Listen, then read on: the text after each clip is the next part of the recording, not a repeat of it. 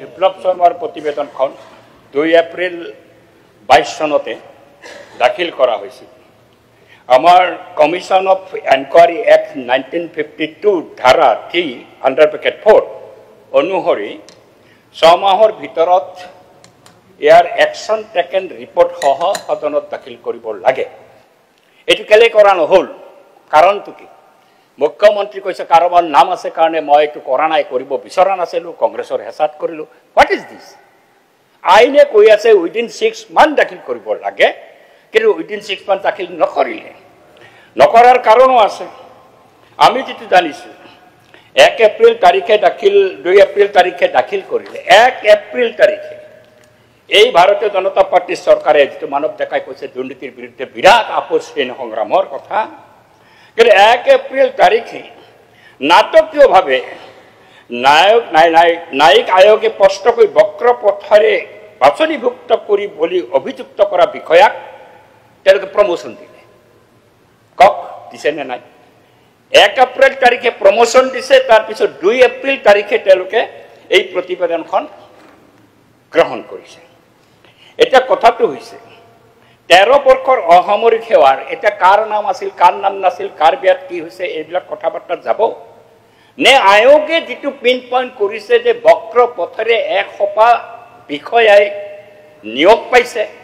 এই নিয়োগ পোৱা বিষয়াসকলৰ বিৰুদ্ধে ব্যৱস্থা ল'ব লাগে। 13 বৰ্ষৰ অসামৰিক সেৱাৰ পৰীক্ষাৰ কেলেংকাৰী গোচৰৰ প্ৰথম যি 39 জনক ডিব্ৰুগড় আৰক্ষীয়ে যি চাৰ্জশ্বিট আনিছিলে তেওঁলোকক লগে লগে বৰ্খাস্ত কৰা হ'ল।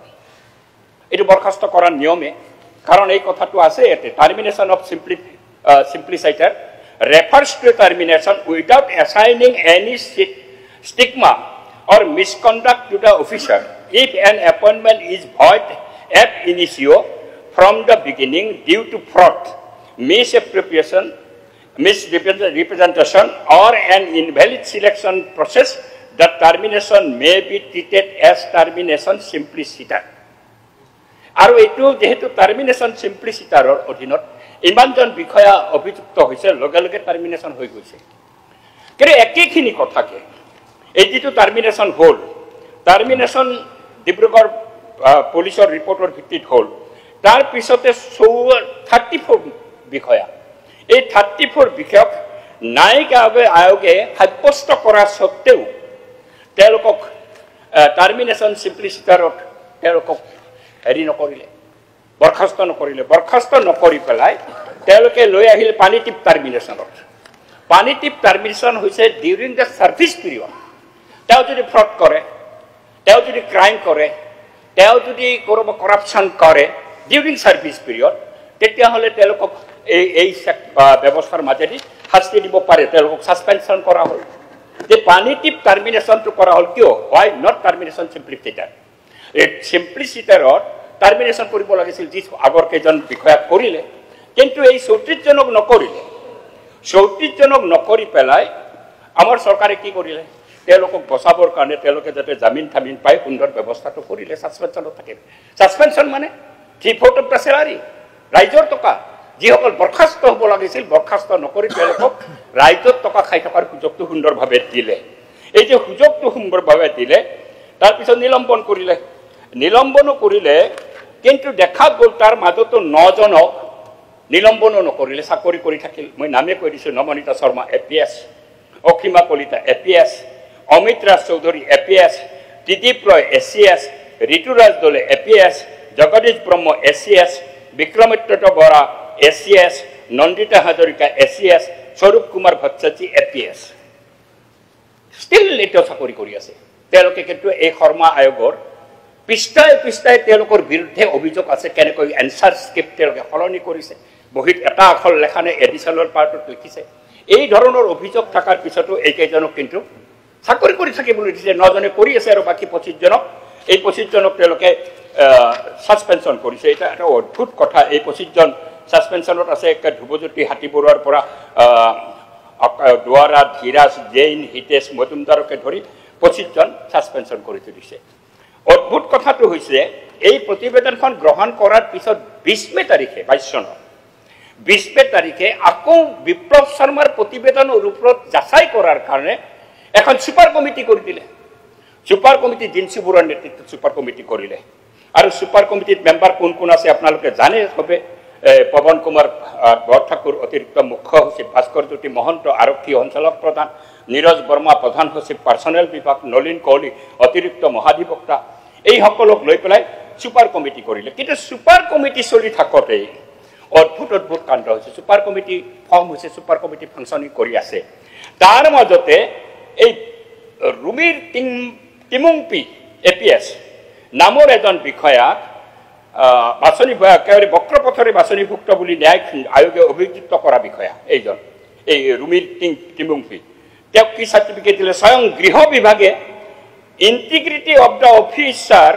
Two be beyond doubt and no proceeding is pending super committee চলি আছে বিপ্লৱ শৰ্মাৰ প্ৰতিবেদন আছে সেইখনটো পাব্লিছ কৰাই নাই মুখ্যমন্ত্ৰী থৈ দিলে 2 বছৰ 9 মাহ why 2 years 9 months থৈ দিলে থৈ দিয়াৰ পিছত গৃহ বিভাগে লিখিলে পেণ্ডিং ভিজিলেন্স এনকোয়াৰি ইজ পেণ্ডিং বুলি লিখি নেশ্যনেল ইনভেষ্টিগেশ্যন এজেন্সি ন্যায়ালয়কে তেওঁক পঠাই দিয়াৰ কাৰণে সুন্দৰ ব্যৱস্থাটো কৰিলে নগল চেষ্টা এটা কৰিছিল নহল কিন্তু এই ধৰণে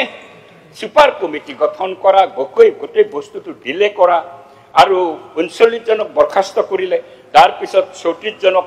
তেওঁলোকে প্ৰচিডিং ড্ৰ কৰিলে নিলম্বিত কৰি ৰাখিলে ৰাইজৰ পইচা খাই থাকিবলৈ দিলে চিপ ভোট এই যেটো ব্যৱস্থা কৰিছিল মোৰ প্ৰশ্নটো এটা হৈছে হোৱাই অল দিছ কিয় এইটো হৈছে কিন্তু 14 বৰ্ষৰ 21 জনক ডিব্ৰুগড় পুলিচে আকৌ গ্ৰেপ্তাৰ কৰে গ্ৰেপ্তাৰ কৰাৰ পিছত তেওঁলোকক বৰখাস্ত কৰা হয় 14 চনৰ বাকিবিলাকৰ কি হ'ব যিবিলাকৰ নাম আছে এই প্ৰতিবেদনত আমিতো এই প্ৰতিবেদনৰ মাজেদি গৈছো তেওঁলোকৰ নাম আছে তেওঁলোকৰ বিৰুদ্ধে অভিযোগ আছে এই অভিযুক্তসকল এতিয়াও 9 জনে চাকৰি কৰি আছে বাকিবিলাকৰ এতিয়া সাসপেনশন উঠাই দিয়া পিছে দি আকৌ চাকৰিলৈকে যাব তেওঁলোকে অচিৰেই যাব তে এই গোটেই ভেক ভাৱনাখন কেলে কৰা হয় যদি হসা হসিকৈ মানৱ ডেকাই কোৱাৰ দৰে এই কাৰ কোনে কেনেকৈ মানে চাকৰি লৈছে এইটো নিবিচাৰে তেওঁ কৈছে আমি নিবিচাৰো আমাৰ চৰকাৰে নিবিচাৰে যদি চৰকাৰে নিবিচাৰে প্ৰতিবেদন গ্ৰহণ কৰাৰ পৰা এই কিছুমানক প্ৰমোশন দিয়া তাৰ পিছত কিছুমানক মানে এই ধৰণৰ ব্যৱস্থালৈকে লৈ যোৱা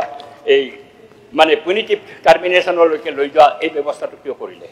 তেওঁলোকক চিধা বৰখাস্ত কৰিব লাগিছিল যিসকলৰ নাম এই প্ৰতিবেদনত আছে এইকাৰণে এই গোটেই বিপ্লৱ শৰ্মাৰ প্ৰতিবেদনত এটা মিগেন শইকীয়াৰ দৰে এটা ফ্ৰড মই ফ্ৰড বুলি কৈছো এইটো মানৱ ডেকাই কৈছে ডাঙৰ অফিচাৰ নহয় বা প্ৰিন্সিপাল সেক্ৰেটাৰী নহয় একো নহয় এজন কৰ্মচাৰী ফ্ৰড যিজনৰ সাক্ষী হাইকোৰ্টে নাকচ কৰিছে সুপ্ৰিম কোৰ্টে নাকচ কৰিছে তেওঁ সাক্ষী হ'ব গৈছিল ৰাজসাক্ষী আৰু ৰাজসাক্ষী হোৱাৰ মাজতো কেইবাজনক মানে ৰেহাই দি পেলাই সুন্দৰ কৰি ৰাখি থৈছে ঠিক তেনেদৰে তিনিজনক ৰাজসাক্ষী কৰি পেলাই যাৰ বিৰুদ্ধে অভিযোগ আছে বক্ৰপথৰে চাকৰি লোৱাৰ সেই তিনিজনক তেওঁলোকে ৰাজসাক্ষী বনাই দিছে এইজনক যাৰ ৰাজসাক্ষী হোৱাৰ যোগ্যতাই নাই সেইজনৰ বক্তব্যক লৈ পেলাই সেইজনৰ সাক্ষ্যক লৈ পেলাই এটা উঠাল পাঠাল হৈ আছে যেন সেইটোহে মূল বিষয়টো হৈছে 13 চন আৰু 14 চনত বক্ৰপথেৰে চাকৰি পোৱা যিসকল পাইছে বিপ্লৱ শৰ্মা আয়োগে যিসকলক দোষী সাব্যস্ত কৰিছে তেওঁলোকক বৰখাস্ত কৰা কিছুমানক কৰিলে 34 জনক নকৰিলে আমি দাবী কৰিছো বিপ্লৱ শৰ্মায়ো কৈছে 13 চন আৰু 14 চনত দুইটা বেটছৰ পৰীক্ষা বাতিল কৰি দিব লাগে কিছুমানে বেলেগ যুক্তি ওলাইছে কাৰণ তাতে কিছুমানে ভালকৈ পাইছে আপোনালোকে লক্ষ্য কৰিব এটা ট্ৰান্সপৰ্টৰ এসোপা মানুহক চাকৰিত ৰাখি দি দিলে তাতে মানৱতাবাদ নাই এওঁলোকৰ প্ৰতি মানৱতাবাদ আমি কৈছো 13-14 চনৰ পৰীক্ষা বাতিল কৰি অচিৰে সেই পৰীক্ষা পাতক যিকেইজন অভিযুক্ত তেওঁলোকক পৰীক্ষাৰ বাহিৰত ৰাখি অন্য যিসকলে বঞ্চিত হৈছে বুলি ভাবিছে তেওঁলোকে পৰীক্ষা দিয়াৰ সুযোগ লওক আৰু এইটো পাৰে এইটো নিশ্চিতভাৱে কৰিব পাৰে এই কামটো কেলে নকৰে এই কামটো কৰিলে মই বুজি পাম ভাৰতীয় জনতা পাৰ্টি দুৰ্নীতিৰ বিৰুদ্ধে সঁচাকৈ কিবা এটা ভূমিকা লৈছে তাকে নকৰি চালে বেৰে অনাই কুবাই কাৰোবাক ব্যক্তিগতভাৱে আক্ৰমণ কৰি কাৰোবাক বিজ্ঞান শইকীয়াৰ সাক্ষ্যক লৈ পেলাই চিঞৰ বাখৰ কৰি থাকিলে এই এটা সিৰিয়াছ বিষয় এশৰ ওচৰা-ওচৰি বিষয়ে এনেকৈ অভিযুক্ত হৈছে আৰু বক্ৰপথৰে চাকৰি লৈছে তেওঁলোকক টাৰ্মিনেশ্যন কৰা দৰকাৰ ইমিডিয়েট তেওঁলোকক চিম্পলিচিটাৰ টাৰ্মিনেশ্যনটো হ'ব লাগে টাৰ্মিনেশ্যন কৰি পেলাই পৰীক্ষা বাতিল হ'ব লাগে 13-14 বেটছৰ পৰীক্ষা বাতিল হ'ব লাগে আৰু তাতে নতুনকৈ পৰীক্ষা পাতাৰ ব্যৱস্থাটো কৰিব লাগে সেই কামটো কৰি দেখুৱাওক মই সাহসী বুলি ক'ম ভাৰতীয় জনতা পাৰ্টি তাকে নকৰি কিছু বিষয়াক বক্ৰ পথেৰে আৰু সহায় কৰাৰ কাৰণে যদি এই ব্যৱস্থা কৰি থাকে মই স্বাভাৱিকতে আৰু বিপ্লৱ শৰ্মাৰ কথাৰেই মই কম যে আৰু ফাৰ্দাৰ যদি এনকোয়াৰি প্ৰয়োজন আছে বুলি ভাবে মুকলিভাৱে তেওঁলোকে এনকোয়াৰি কৰক তেওঁলোকে মুকলিভাৱে এনকোয়াৰি কৰক কৰি পেলাই পৰীক্ষা বাঞ্ছাল আমিনুল ইছলাম জুনিয়ৰ ধন্যবাদ ক্লিয়াৰিফিকেশ্যন যে 39 জনক আপোনালোকে বৰখাস্ত কৰি দিলে ডিৰেক্ট আৰু এইটো টাৰ্মিনেশ্যন চিম্পলিচিটাৰ পাৰে সেইটো কৰাই উচিত কিন্তু বাকি 34 জনক তেওঁলোকে এপইণ্টমেণ্টৰ সময়ত যেটো কাম কৰিলে refers to a termination without assigning any stigma or misconduct to the officer if an appointment is void ab initio from the beginning due to fraud, misrepresentation or any invalid selection of process. It is 34 জন পৰে কিন্তু 34 জনক আপোনালোকে ডিপি কেলে কৰিলে তেওঁলোকক বৰখাস্ত কৰিব লাগিছিল ডিপি কৰাটো কান উইদিন देयर ওন